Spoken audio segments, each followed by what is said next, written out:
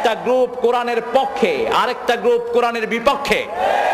একটা গ্রুপ ইবলিসের দলে, আরেক গ্রুপ আদমের দলে। একটা গ্রুপ ফেরাউনের দলে, আরেকটা গ্রুপ মুসার দলে।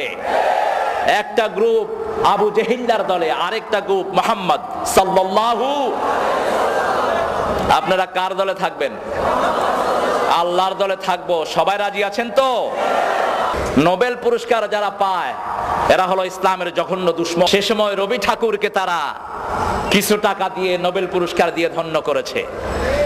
সে সময় ইংরেজ বিরোধী আন্দোলন চলছিল। রবি ঠাকুর ইংরেজদের পা চাটা একজন গোলাম ছিলেন।